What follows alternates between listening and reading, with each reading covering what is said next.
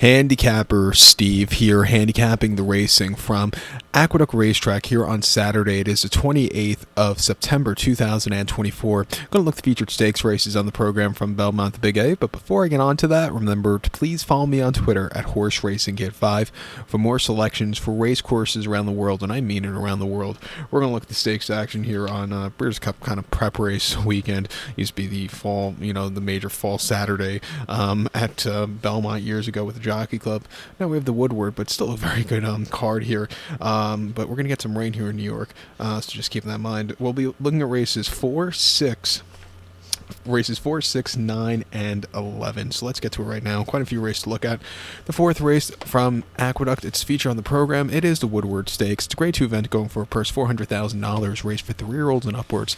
Originally 5 horses were scheduled to run. The 5-horse K Army will actually be scratched, so that's why he's 99-1 in the racing form.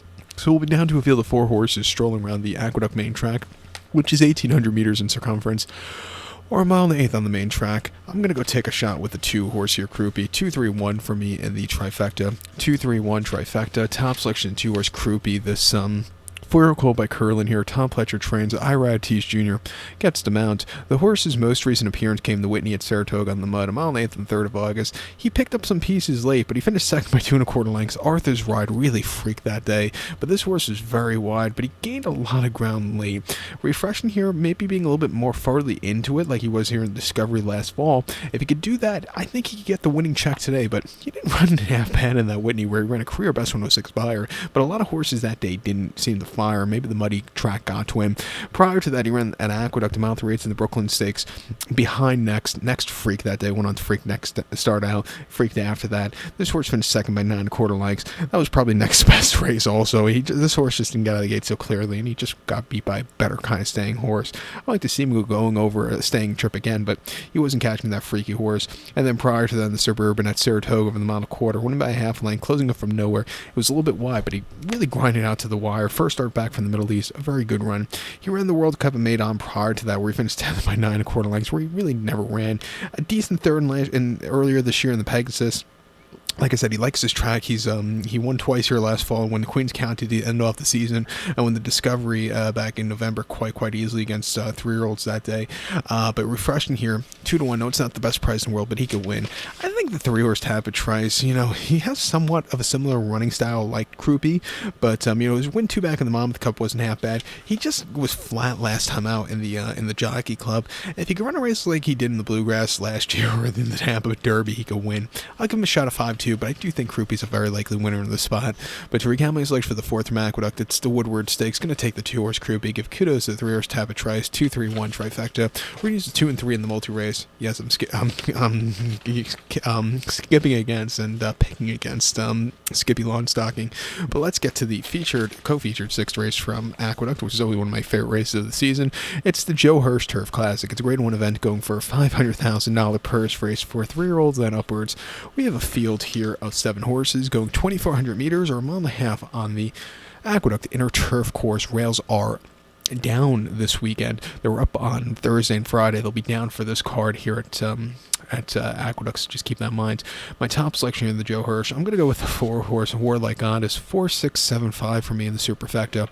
4-6-7-5 super. Top selection 4-horse Warlike Goddess. 7-year-old mare by English Channel. Belmont trains. Junior Alvarado gets the mount. The horse's most recent appearance came in the Flower Bowl at Saratoga on a very yielding turf course. Mile 3 furlongs, 31st of August, finishing second by 1.25 lengths that day. She probably wanted more ground, but she had a decent turn of foot from the back of the pack. She was a little bit wide, but she ran well that day. She can handle a going with a give in it. She won this race the last 2 seasons. 2 seasons ago, she saw a turf course that was rated good, but was the softer side of good. But she destroyed the group at Quality Horse Zone, winning by 2.75 lengths. She was much the best that day. Came back to running this race last year on the outer turf course over the 1.5 miles, which was a complete boggy course. The So High finished 3rd was setting incredible fractions on the front end, but this horse didn't mind. She settled well. She quickened up nicely, and she caught him with a 105 buyer. That was one of her best races. Her two best rate buyers have come in this race, beating the boys. Is she the same horse coming in this race like she was last year? She's had a good season. She might have lost a bit of a step, last time out or to begin the season in the New York Stakes, because it was a little bit shorter trip, and they wanted to get her in that Bewitch at Keeneland earlier in the year, but they scratched out of it. But if she runs a race like the Robert Dick Memorial, she can win here. She'll see a good pace, I think, to close up into. I think truly quality will probably set some good numbers on the front end. But she likes the mile and a half. She's come back here today. I think she could beat the boys here at 8-5. I think your second likeliest winner is 6-horse Silver Knot. The biggest question with him will be the yielding ground. He ran here in the Manowar over this turf course back in May, and he won quite impressively. He won by 4 1/4 lengths. He really took off clear from a tracking trip. Came back to run the Bowling Green after that, where he won by 2 1/4 lengths on the front end and track record time in 2:11 flat. That was impressive that day. And then he ran the Sword Dancer, where he just couldn't catch Farbridge, who was running back in this one today. He was just flat that day.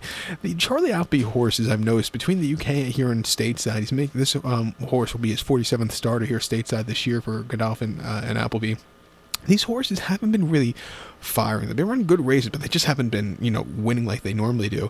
So maybe the barn's a little slow right now. But since they gelded this horse and took him to the longer trips at the end of his real campaign last year, he's really improved a lot. He's training well. 2-1 getting Dylan Davis up. I'll give him a shot here on the ticket. He could definitely win. But to recount my selection, but the biggest question with him will be, can he handle the very soft ground? To recount my selection for the 6 from Aqueduct now, it's the Joe Hirsch Turf Classic, the Grade 1 Joe Hirsch Turf Classic. Gonna go take the 4-horse Warlike Goddess. Give kudos to the 6-horse Silver Knot. 4, 6, 7, 5 Super. 4, 6 in the multi-race. So we're going to head over to race number 9 now from Aqueduct, which is the Vosburgh Stakes. It's a Grade 3 event going for a purse $250,000, race for 3-year-olds and upwards. Fields 7 horses going 1,400 meters or 7 furlongs in this year's Vosburgh.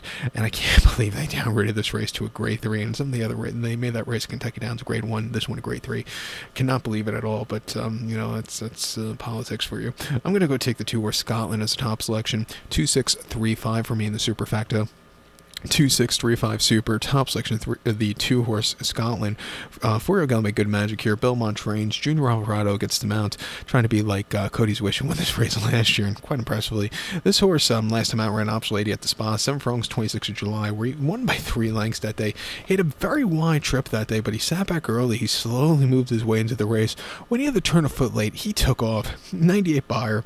Not the quickest. He just missed it off a point, but I thought it was a very good race. Finally cutting back and trip. I think that's something this horse has really been wanting to do, cut back and trip. They were trying him over the longer trips where he was running okay, but really one turn is what he wants to do. He ran Churchill 6 furlongs prior to that, 22nd of June, and an optional 100, where he finished second by 2 1/4 lengths. As a favorite, he just kind of stalked. He needs something more around the race course. I've seen worse race for him, but not a bad race in the feet that day. Prior to that, Churchill 7 over the optional 100. He finished 6 by 4 1/4 lengths that day, and he was very wide, and he just never had the turn of foot, and he just did not fire that day. And then optional 100, Churchill Derby weekend over the 6.5, finished third by 4.5 lengths that day.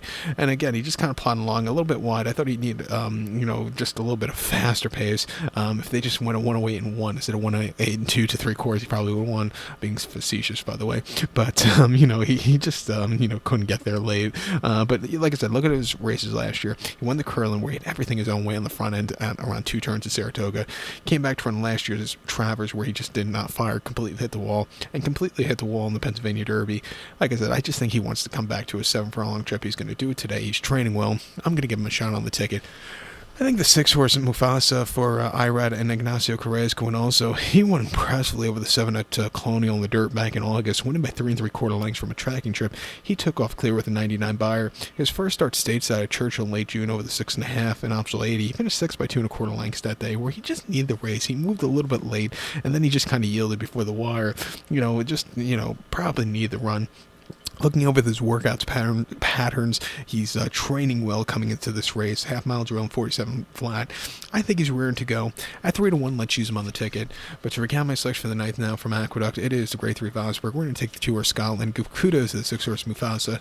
2, 6, 3, 5 Super. 2, 6 in the multi-race.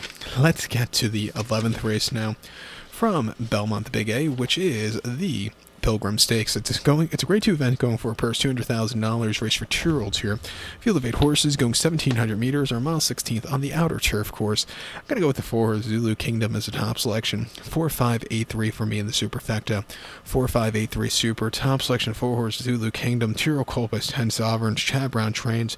Joel Rosario gets the mount. And the horse's most recent outing came the With Anticipation at Saratoga, mile 16th on the inner 29th of August.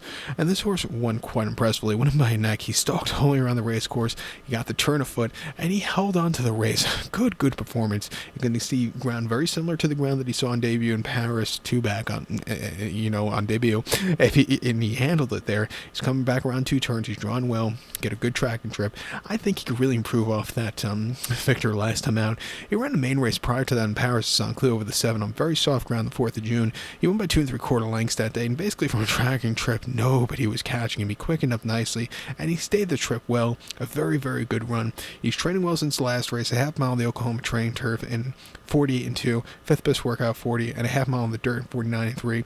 Coming here today, bred for this mile trip through and through with the 10 Sovereigns. I'm going to give him a shot on the ticket. I think the 5 horse Concord Green for Suge and Dylan could win also. He ran once at Saratoga on debut, mile 16th on the inner in the main special weight, where he won by 3/4 length, closing up from nowhere after a horrible beginning. He really won quite nicely. They had a 3/4 breather, like a harness race time there, and for him to close into that so slow 3/4 pace, I thought he won quite impressively. Since then, he's training well in the dirt at Belmont, refreshing here. I would give him a shot on the ticket, and even the 8 horse early adapter for Chad and Manny Franco. His most recent race in late August wasn't bad at all, where he won by a neck. It was a little bit wide, and Manny lost a whip in the lane, but he gamed it out to the wire. Since then, he's training well at Saratoga. At 6-1, I'll give him a shot, but this is one of those horses, if I look over his workout patterns, he was originally based at Monmouth, so maybe Chad at the beginning of the season didn't think highly of him. Maybe he's really improved a lot since then, but that I just keep an eye on that sometimes, but especially with Chad Brown. Who does he have at Monmouth? Who does he have up at Saratoga, or even at Monmouth, or even at Belmont this time of year? But, I just found that weird. I do think the other 2 are a little bit more likely winners of him, but he can get a piece of it. I'll use him on the pick 4, and definitely in the supers. But to recap my selection for the 11th now from Belmont at the Big A, it's the Pilgrim Stakes. Going to take the 4 horse Zulu Kingdom, give kudos to the 5 horse Concord Green and the 8 horse early adapter.